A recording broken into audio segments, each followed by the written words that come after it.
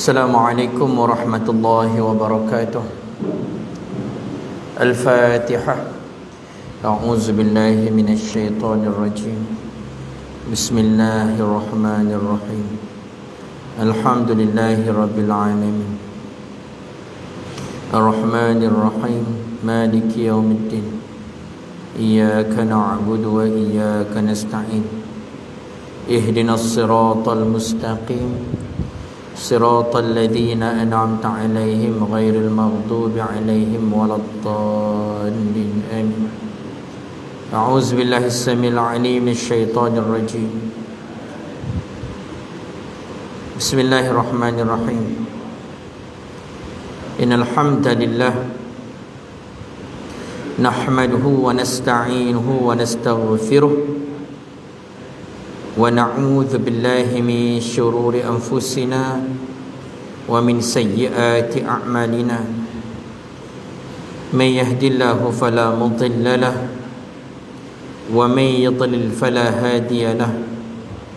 أشهد أن لا إله إلا الله وأشهد أن محمدا عبده ورسوله. اللهم صل على سيدنا محمد وعلى آله وصحبه أجمعين. يا أيها الذين آمنوا اتقوا الله حق تقاته ولا تموتن إلا وأنتم مسلمون. يا أيها الذين آمنوا اتقوا الله وقولوا قولا سديدا يصلح لكم أعمالكم ويغفر لكم ذنوبكم ومن يطع الله ورسوله فقد فاز فوزا عظيما.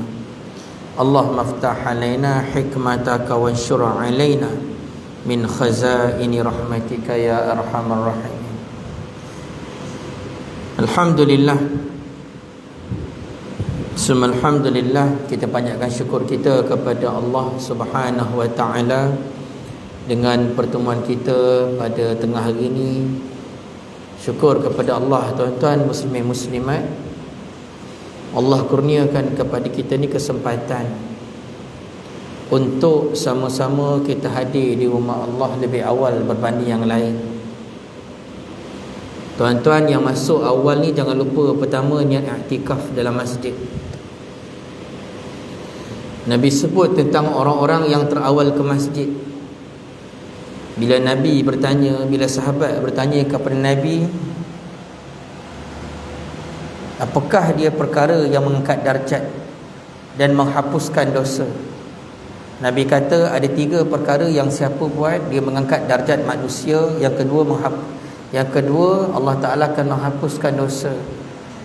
Yang pertama kata Nabi SAW, al-mukthu fil masajid ba'da salawat. Orang yang iktikaf di masjid selepas salat. Dia datang awal kat masjid, kemudian dia iktikaf. Dia masuk dalam masjid, dia salat sunat tahiyatul masjid. Dan sepanjang nak menunggu salat Jumaat, dia beribadah kepada Allah dengan apa-apa ibadah. Dan alhamdulillah, surau kita sementara nak menunggu azan, buat tazkirah juga dikira sebagai ibadah. Siapa yang buat begini, kata Nabi, dia dapat pahala seumpam pahala dihapuskan dosa, diangkat darjat. Kemudian tuan-tuan muslimin muslimat, antara amalan para salafus salih pada hari Jumaat, ini special lah pada hari Jumaat. Semua orang tahu yang Nabi sebut dalam hadis tentang salawat pada hari Jumaat. Nabi kata siapa yang banyak selawat ke atas Nabi, ke atas aku pada hari Jumaat, banyak selawat, sambil-sambil duduk dengan tazkirah, pastikan berselawat kat hati tu. Nabi kata orang yang banyak selawat pada hari Jumaat, pada hari kiamat dia akan duduk berdekatan dengan aku. Hari ini umat Islam di muka bumi, manusia dekat muka bumi ada 7 bilion manusia. Dekat Malaysia ada 34 juta manusia. Orang Islam mungkin dalam 16 juta, 17 juta.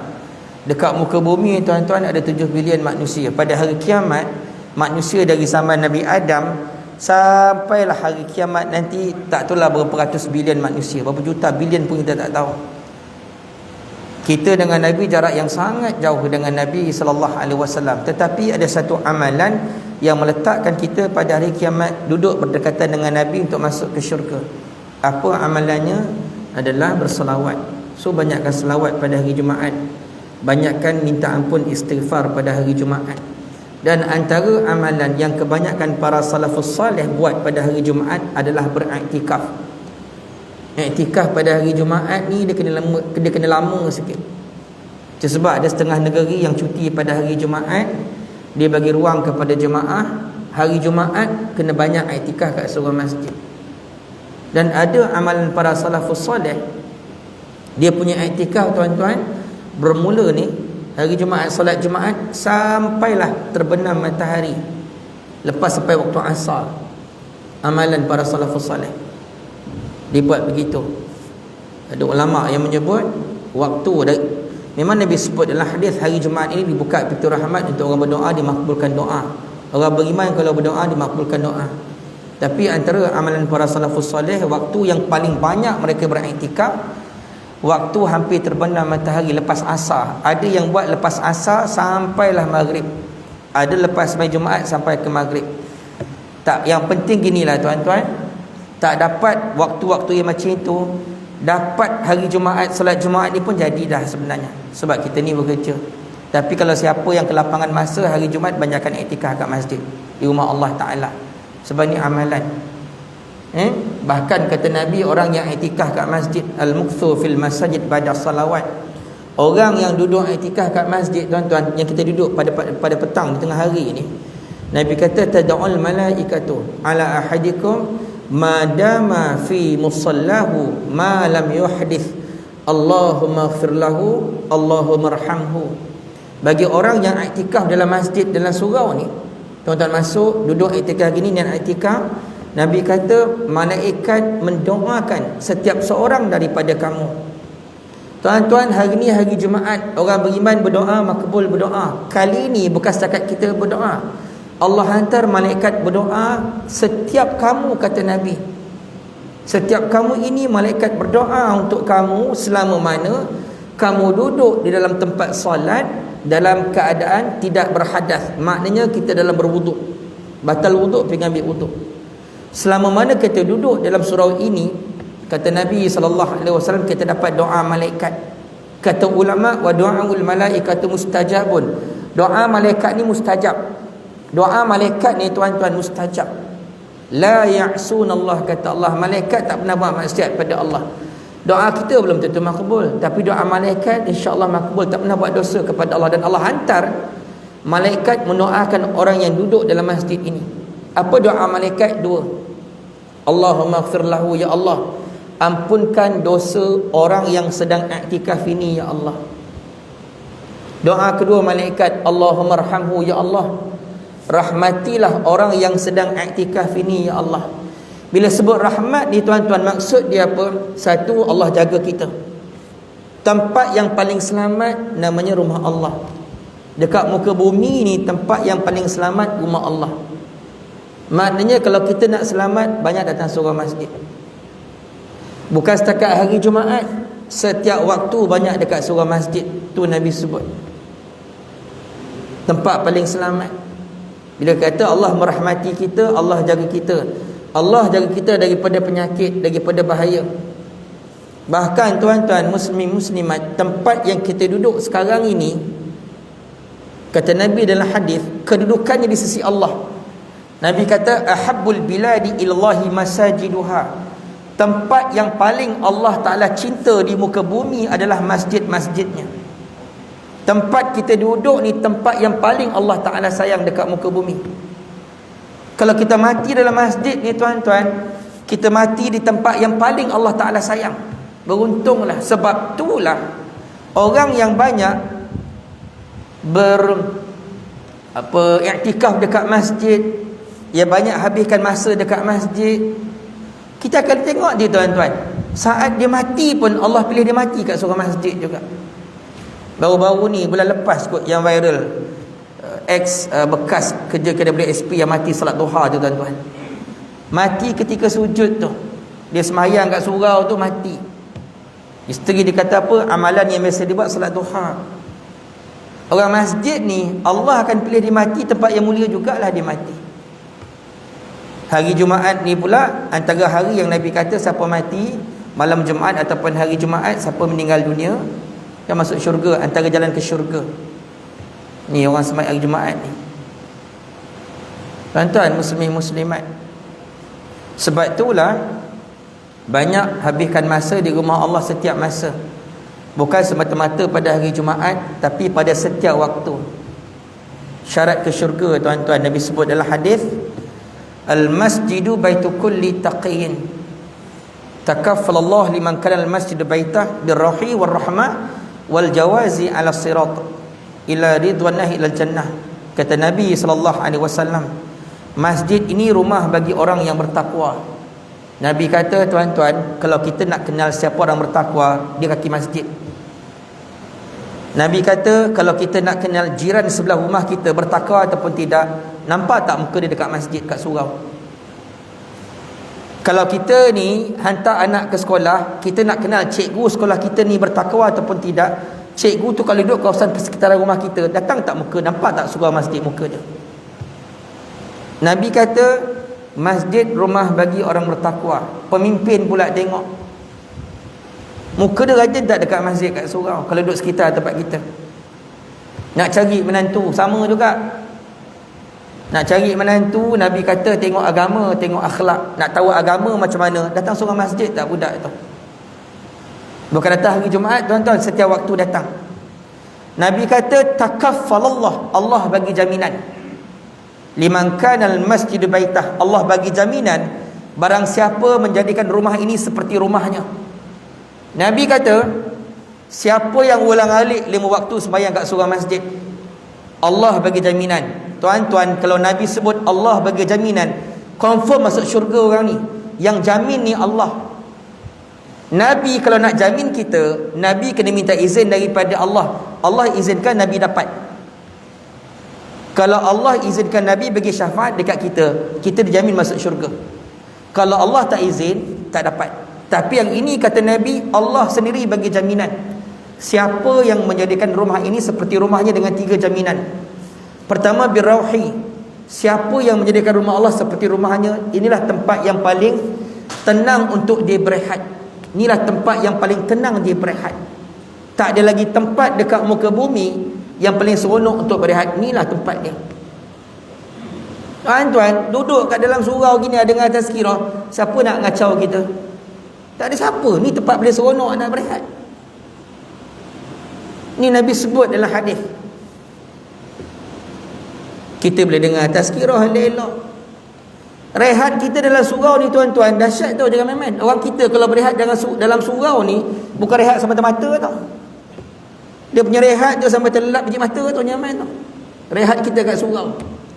Tuan-tuan, lepas subuh hari Sabtu Ahad, lepas subuh, lepas maghrib hari biasa, siapa boleh tidur dekat rumah lepas maghrib balik kerja? Siapa boleh tidur? Marahlah orang rumah, ya tak? Patut semayang elok-elok, belilah makanan apa. Ni tiba-tiba tidur. Lepas subuh tidur, lepas maghrib tidur. Kat rumah boleh tidur ke lepas maghrib, lepas subuh? Tak boleh tuan-tuan. Tapi ada satu tempat dekat muka bumi ni, lepas maghrib boleh tidur, lepas subuh boleh tidur. Mana tempat tuan-tuan? Ni surau ni lah. Itu yang kadang-kadang bila kuliah subuh je kan, dia ambil dinding-dinding, tiang-tiang tu kan. Itu semua pot nak tidur semua tu. Tapi tuan-tuan, kalau terlelap kat surau sekalipun, pahala yang kita nak kat situ, pahala jihad tu tadi. Sebab Nabi dah beritahu, rumah Allah tempat untuk berehat. Rehat. Yang kedua kata Nabi, siapa yang menjadikan rumah ni seperti rumahnya, dia dapat jaminan birrahi warahmah, kasih sayang Allah Ta'ala dah sebut tadi. Yang paling penting yang ketiga, kata Nabi, wal jawazi ala sirat ila ridwanillah ila jannah. Dia berjaya di atas titian sirat, dia masuk ke syurga redha daripada Allah. Tuan-tuan yang kaki masjid, sedar tak sedar, kita ulang alik ke masjid Zuhur, Asar, Maghrib, Isyak, setiap hari ulang alik. Setiap langkah kita yang tuan-tuan duduk dalam surau ini, rupa-rupanya itu adalah jalan-jalan untuk mempercepatkan kita di atas titian sirat. Titian sirat ni Nabi cerita dalam hadis, kita kena tempuh akhirat 50,000 tahun, atas titian sirat 15,000 tahun tuan-tuan. Perjalanan biasa 15,000 tahun, sangat menakutkan. Semua orang tahu kisah titian sirat, tetapi ada beberapa kelompok manusia yang akan melintas titian sirat, kata Nabi, kalbarkil lami', seperti kilat yang menyambar.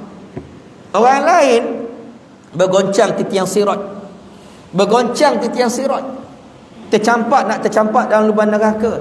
Tapi ada satu kelompok manusia melintas titian sirat seperti kilat yang menyambar. Dia starting dekat titian sirat, sekelip mata, tutup, buka balik mata, depan pintu syurga. Siapa orangnya? Kata Nabi, orang yang menjadikan rumah ini seperti rumahnya. 5 waktu solat ulang alik. Ni yang dikatakan rumah ini seperti rumahnya. Tuan-tuan muslimin muslimat, saya nak tekankan kepada semua tuan-tuan, biarlah apa ujian pun yang kita sukar nak datang kat surau, kat masjid, nak kena booster ke, nak kena vaksin ke, tapi kalau kita fikirkan tentang rumah kita di akhirat nanti, tak kisahlah apa halangan pun, datang juga kat masjid. Orang kalau tak nak datang, rumah dekat pun tak datang. Nak datang buat apa ustaz? Dia kata, dari rumah saya dengar tazkirah, dengar kat rumah cukup dah, dia kata. Tak payahlah datang.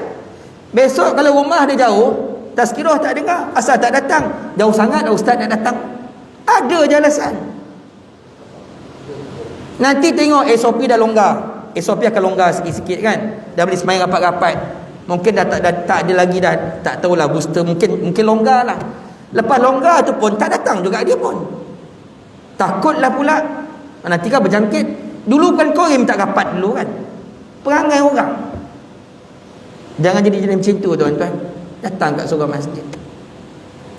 Muslimin rahmati Allah Ta'ala sekalian. Hari ni tuan-tuan, itu mukadimah tu sebenarnya tu. Mukadimah suruh datang kat surau masjid tu. Dalam masa lebih kurang 10 minit lagi tuan-tuan, saya nak sebut satu hadis Nabi yang sangat besar. Nabi sebut dalam hadis, awwalu thalathatin yadkhuluna al-jannah. Hari kiamat nanti ada 3 kelompok manusia terawal masuk ke syurga. Oh, special tempat adik ni, depan imam duduk ni. Subhanallah. Ada rezeki besok jadi imam lawak tak? Amin. Datang kat surau kan dengan rajin. Kan? Nasib baik ada meja ni. Kau tak kau duduk kat sini kau tahu. Rezeki betul kau. Muka handsome tu, ya Allah. Mesti ayah dia handsome sama dia kan. Baik tuan-tuan.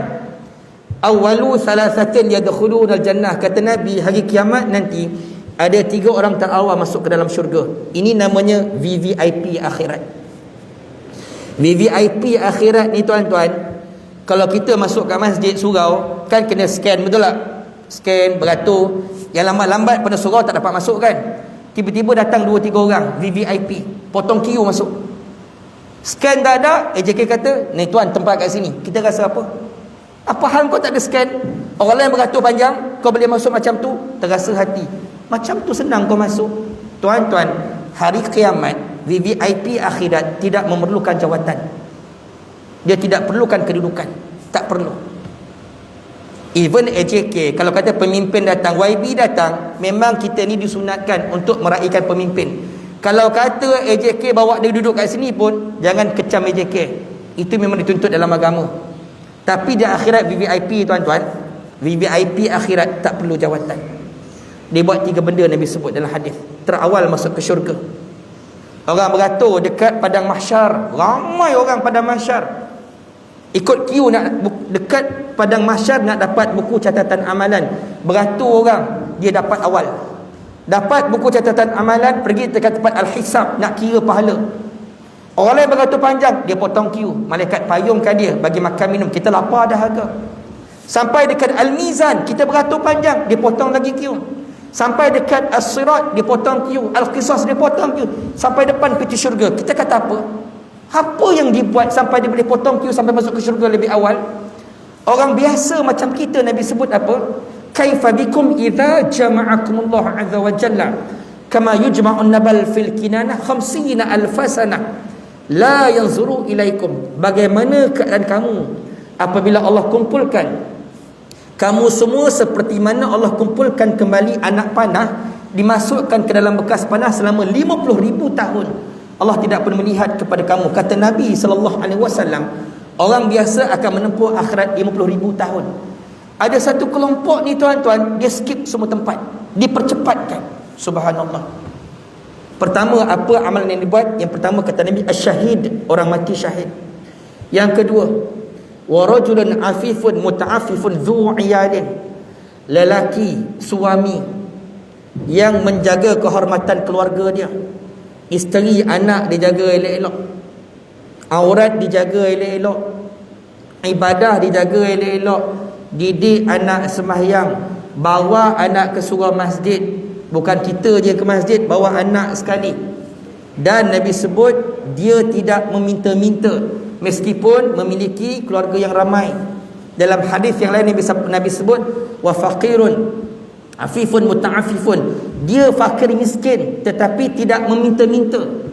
Dia kerja sungguh-sungguh cari nafkah. Dia mengharamkan diri daripada minta-minta. Orang bagi cerita lain, nak minta tidak. Itu ahli syurga. Yang ketiga kata Nabi, wa rajulun wa abdun ahsana ibadat rabbih wa adda haqqa mawalih. Yang ketiga kata Nabi, seorang hamba yang rajin beribadah kepada Allah dan menyempurnakan hak majikannya. Tuan-tuan, yang saya nak sebut sikit-sikit. Yang pertama, yang terawal mati syahid adalah, yang terawal masuk ke syurga orang mati syahid. Tuan-tuan biasa dengar mati syahid tapi tak pernah nampak mati syahid, betul? Tolong baca kisah orang mati syahid.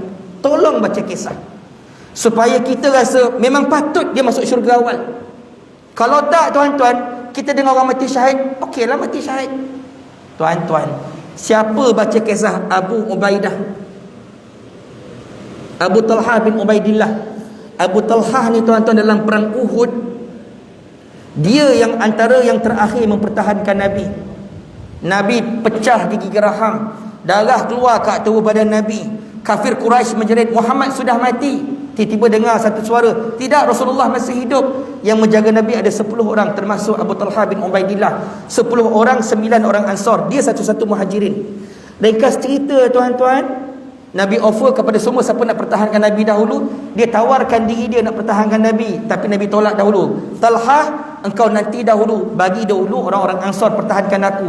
Semua pertahankan Nabi, semua mati syahid. Tinggal dia seorang. Nabi kata dekat Talha, saat ini engkau pertahankan aku.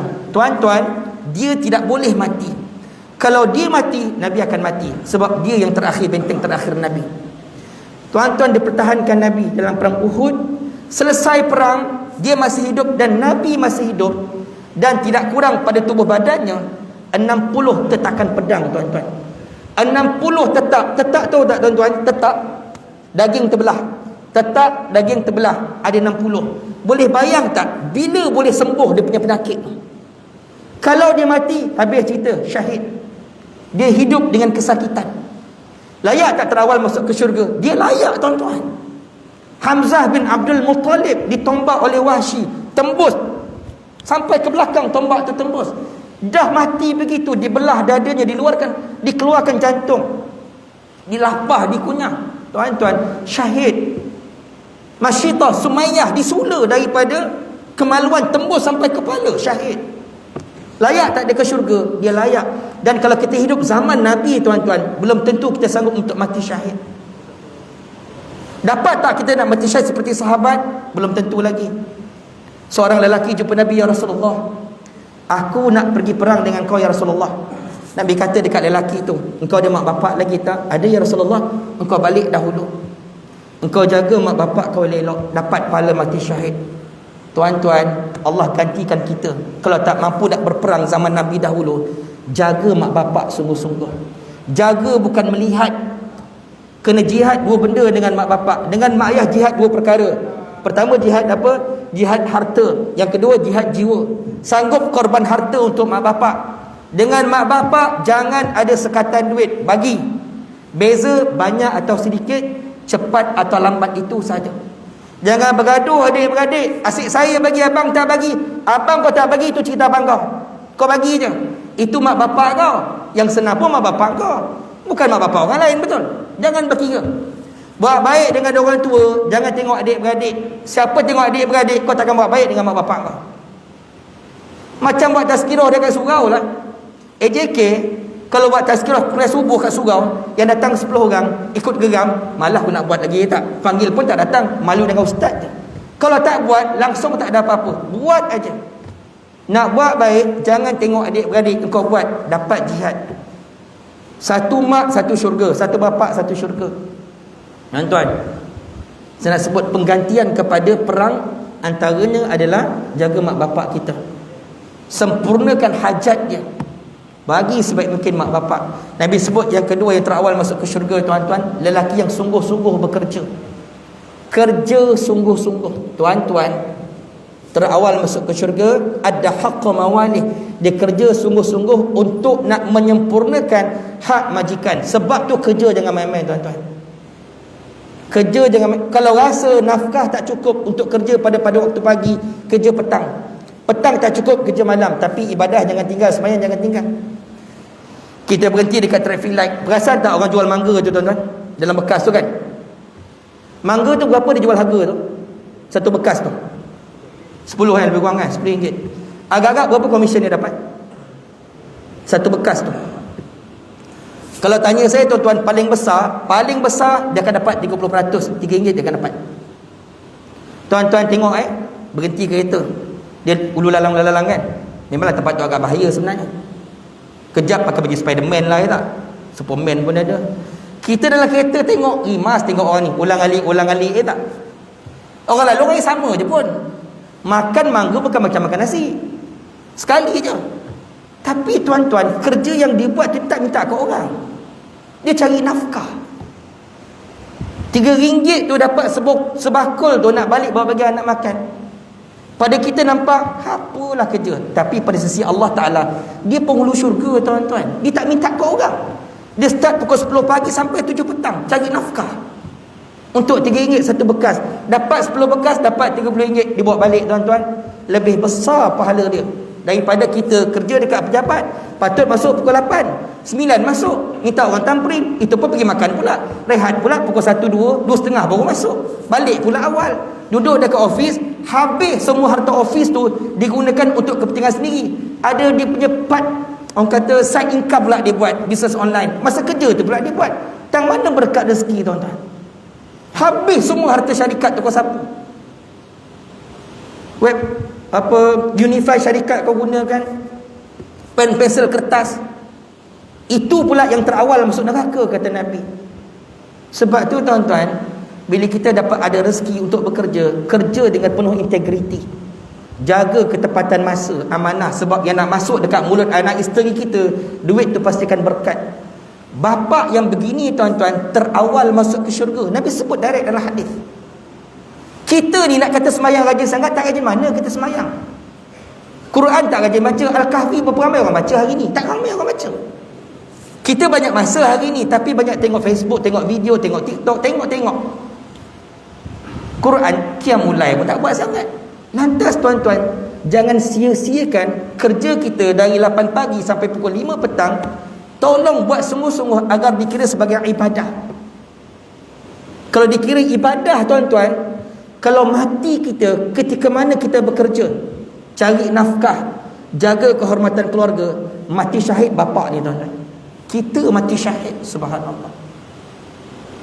Yang terakhir kata Nabi, terawal masuk ke syurga orang rajin beribadah. Tuan-tuan, dengan Allah jangan ada sekatan beribadah. Oh, tak larat lah, penat lah.